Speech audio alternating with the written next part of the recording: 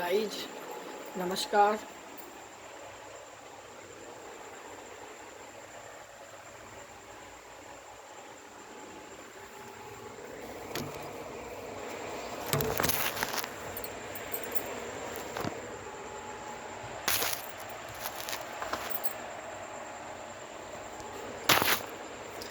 Guys नमस्कार।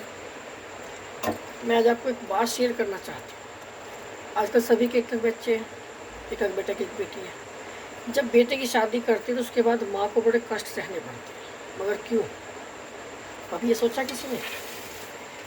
जब माँ बेटे की शादी करती है तो ये उम्मीद करते हैं कि मेरी बहू आएगी, मेरे घर को संभालेगी, मेरा राज सब कुछ उसी का है, मेरा बेटा उसी का, मेरा सामान उसी का, मेरे घर बार सारा उसी का ही। मगर वो ये सोचती है कि माँ को रोटी टाइम से नहीं देनी। ऐसा क्यों सोचती है लड़कियाँ?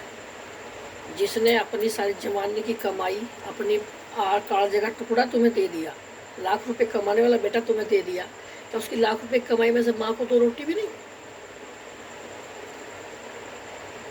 अगर माँ को रोटी नहीं मिलेगी तो वो लड़ेगी तो है ही। इसलिए मैं कहना चाह रही हूँ, मेरे एक जानकार है, उनसे मुझे एक रिपोर्ट मिली। वो लड़का अकेला है, उसने एक ही बात कही, माँ और बीवी दोनों मुझे पालनी है, मगर दोनों प्यार से रहोगी तो दोनों खर्चा अलग अलग दूंगा। अगर खर्चे में दोनों ने एक दूसरे की चुगलियाँ करी, लड़ाई करी, तो दोनों खर्चा बंद कर दूंगा। खर्चा बंद करने के बाद अपने अपने घर से लाना दोनों। तो इसलिए वे दोनों एक दूसरे के साथ समझदार से काम करती हैं। खैर वो लड़की अपने पीहर से बहुत समझदार परिवार से है, उसकी मम्मी बहुत समझदार है। उसने बड़े परिवार में रह के अपने 2 3 4 देवर जेठ पाले हैं, नंद पाली है, तो इसलिए वो अच्छी शिक्षा देते अपनी बेटी को। एक तो जब माएँ शिक्षा देती है ना बेटियों को न्यारा न्यारा न्यारा करने की, ये बहुत गलत है। अरे तुम्हारे भी तो बेटे हैं, उनको न्यारा कर देगा कोई तो जब तुम कहाँ जाओगी? सोचो ना। अरे माँ को न्यारा करने के चक्कर में तुम अपनी भी गृहस्थी खराब कर रही हो। ये क्यों सोचती हो? अरे ये सोचो ना कि जिस घर में मेरी बेटी गई है, मेरी बेटी उस घर में प्यार से रहे, इज्जत से रहे। लाख रुपए कमाने वाले बेटे की कमाई में से उसकी माँ का भी मान सम्मान करो, अपना भी मजे से खाओ, घर को संभालो, बर्बाद कुछ मत करो।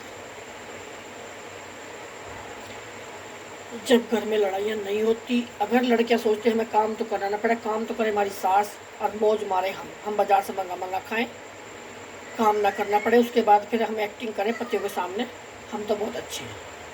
लेकिन बेटों को अपनी माँ का काम नहीं दिखता। कभी तो माँ ने भी मेहनत करी होगी बच्चों के लिए।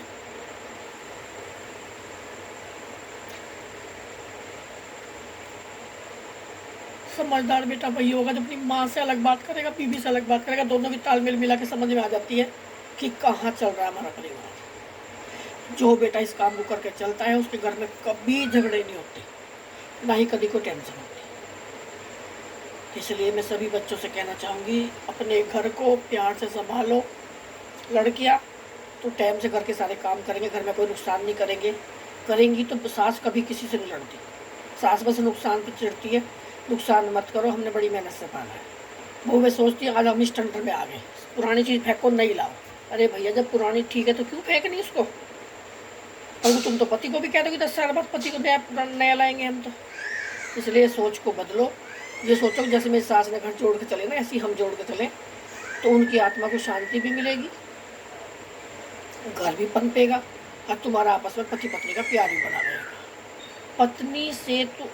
पति से माँ को दूर करके तुम थोड़े दिन खुश रह सकती हो, थोड़े दिन तुम्हारा पति तुम्हारी बात मान लेगा। जिस दिन उसकी खोपड़ी घूमेगी तो तुम्हारी सारी कसर निकाल लेगा। तो मैं सभी युवा बच्चों से एक निवेदन चाहती हूँ कि अपने घर को विद्रोह का अखाड़ा मत बनाओ, अपने घर में प्यार से रहो, इज्जत से रखो अपनी सास को।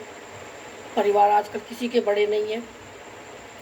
हमने 50-50 आदमी की रोटी बनाई है एक साथ, और हम कभी काम से चपरे नहीं।